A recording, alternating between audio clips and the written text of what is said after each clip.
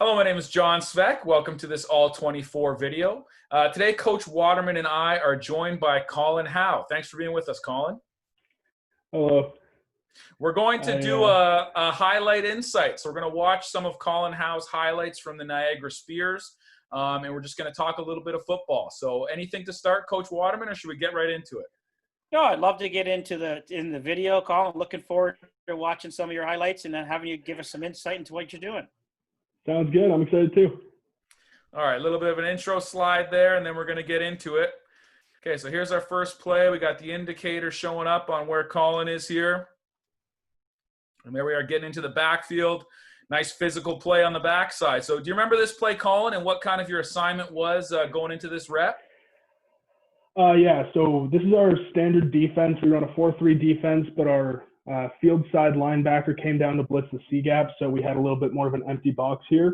So we went into our coffin front, which is our under front. So we shift over our 3-tech, which is usually me, down into a 1-tech, and our 1-tech on the boundary side goes down into a 3-tech just to kind of shift over to the boundary side a little bit based on what we've seen in film and what we've seen so far in the game. So I'm lined up kind of in a 2-eye 1-tech here based on who I'm playing against and what we see behind us and in front of us. So when I'm coming off the ball, I'm attacking the inside shoulder of that guard there. He goes out to try and get to the defensive end who's trying to go B-gap. The center can't quite get his hands on me by the time we get there. Me and him were battling the whole game whenever I was playing 1-tech. We were going back and forth quite a bit. But on this one, I just got past him just a little bit faster, and that was a straight run at the quarterback for a strip sack. We recovered the ball, and then like 2 or 3 plays later, we ended up scoring. So it was a pretty good play.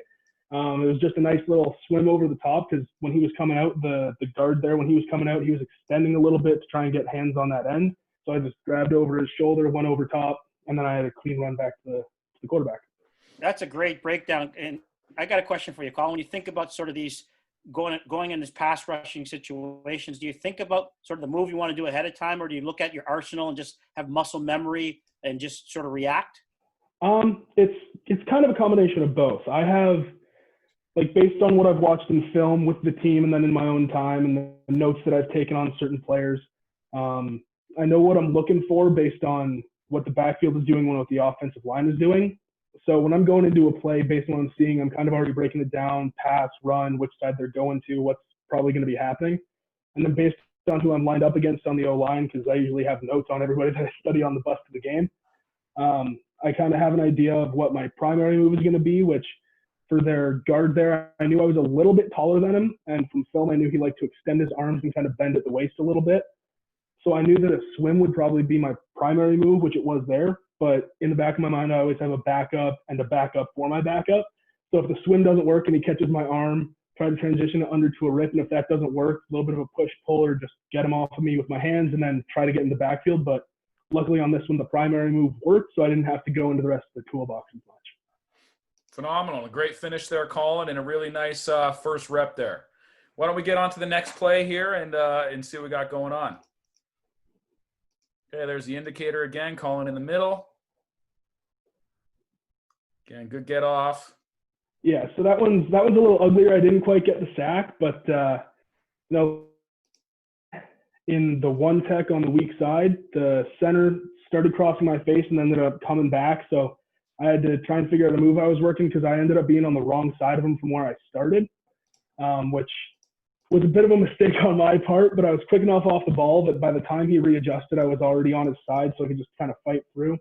We got engaged a little bit, so I started twisting, tried to spin out of it to get to the quarterback. I ended up getting out of his hands there at the last second, but I was just shy of getting to the quarterback. But I didn't get the sack, but I forced him out to the boundary where we have 3 or 4 of our guys there to try and contain him. And I think it was only like a 1 or 2 yard run, but he had to run all the way across the field. So he ran 40 yards to gain 2. So that's a victory for the defense on that one, I think. But I didn't make the play, but on that, I had affected it in a way that somebody else did.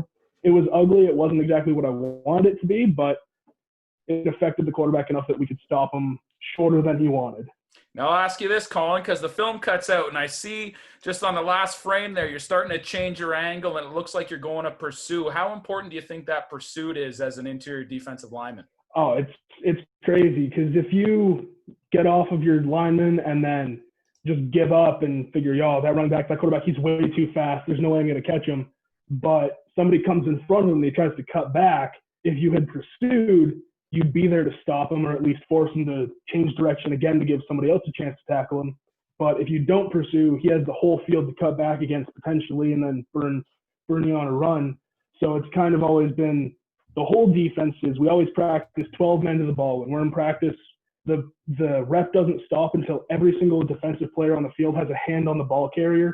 Just when we're going through like touch practices to kind of instill that pursuit in everybody, especially our defensive linemen, because as soon as you get in the backfield, now it turns into a chase. And if somebody wants to change direction, you got to be there to stop them on the cutback. Absolutely. Great point. And we get a long snap here, Colin, so that's nice to see. So getting some long snapping in here, so phenomenal. That's obviously an important skill and a great part of your arsenal. Yes, sir. Thank you.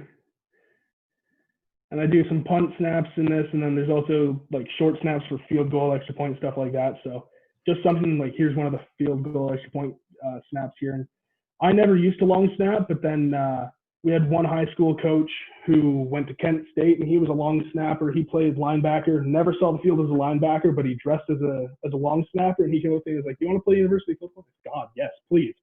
I said, "All right, you're good at D-line. Learn how to snap." There you go. Sounds good.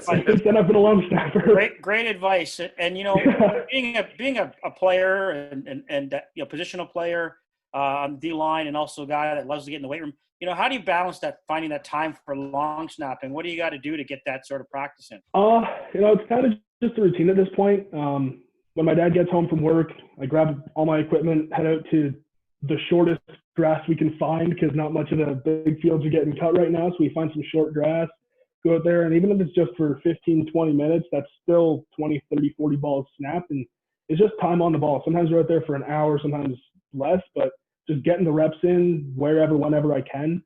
And I even find myself sometimes even just fumbling around with the ball, just watching TV or something. I'll find myself end up holding it like I'm about to snap it just because that's the muscle memory trying to get back, holding on to it the right way. So I find the time for it between running, weights, and then, you know, just having busy days. So. All right, we got another defensive play here. So there's the indicator on the field side.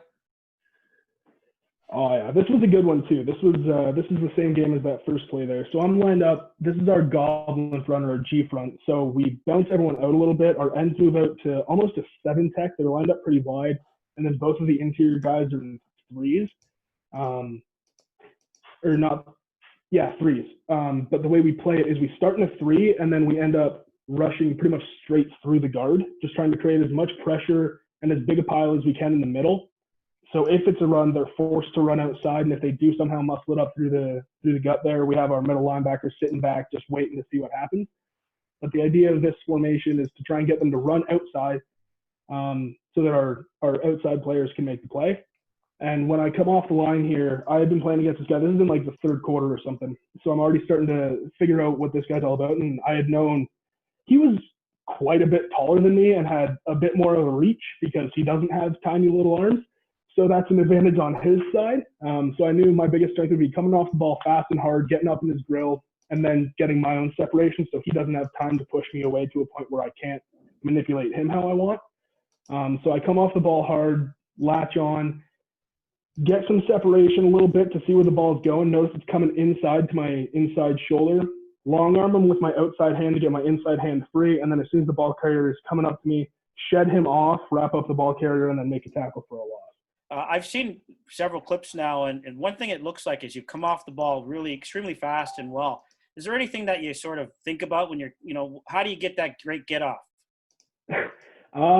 Be on my toes and have a lot of weight going forward. All my coaches in like house league had always taught me, like, if you're playing D-line, you want enough weight on your hand that if I come over and kick your hand out, you're going to eat the dirt. So I've always had that kind of mentality. I get my back nice and level, so a lot of my weight's going forward. So it's just a matter of as soon as that ball is snapped out of the corner of my eye, I get that hand out of the way and replace it with my front foot. And then as soon as that foot's in the dirt, I'm exploding up and through. And just over the years, I've kind of worked out my own way of getting off the ball fast enough that it doesn't give the offensive lineman time to get up and get his hands in front of him, but it still allows me to make the read before I'm too far in the backfield that I can't make a play. All right, so we got you lined up at defensive end here now, Colin. So why don't you talk us through that a little bit? So based on what we were seeing, I don't know if this was on a timeout or halftime or anything, or just our defensive coordinator screaming at us from the sidelines to make a positional change, and they bumped me out to defensive end. I had never really played defensive end, never really practiced it, but I'd seen enough of it in practice and in games. I figured I could figure it out on the fly. So I kind of figured out a 2-point stance on the snap of the ball. I knew my job was to contain, so I go straight up field, get past that tackle because he comes down to double team our tackle in a 3-tech. They have a backside pulling guard coming around to get me. But by the time I had seen him, I was already past him, so I didn't have to worry about engaging him or trying to shed him. And that was just a matter of chasing down the quarterback. And again, didn't get the sack on this one, but forced him to just ditch the ball off for an incompletion. So they wasted a down on that one. And it wasn't a sack for a loss, but they didn't have an extra down to go forward. That's a hurry up, Colin, and that makes a big difference there. It's a hurry up. And yeah, I mean, it's football is football, but that's a different, different space out there, different angles. So, usually it takes some time to get used to that. But you take a good angle here, and a lot of players would come a little too flat on that and lose contain. So you do a nice job of staying on the proper hip, and you're able to chase it down. So that's good. And when we're in practice, even for the interior guys, they always stressed when you're getting into the backfield, your ball depth and across. You aren't cutting an angle too shallow, because if they bump it out, you aren't going to catch them. And if they cut it up the middle, you aren't going to catch them. So you want to go to the depth of the ball and then cut straight across. So no matter what, they have a two-way go, but you also have a two-way go on that tackle as well. Phenomenal. Why don't we watch one last play here? Let's see what we can see. So a lot of bodies in there. I think you're one of those interior guys on this play. Yeah. So with this defensive look here, this is kind of a mashup of our goal line and our tank defenses. It was really short yardage. It's 3rd and 1 here.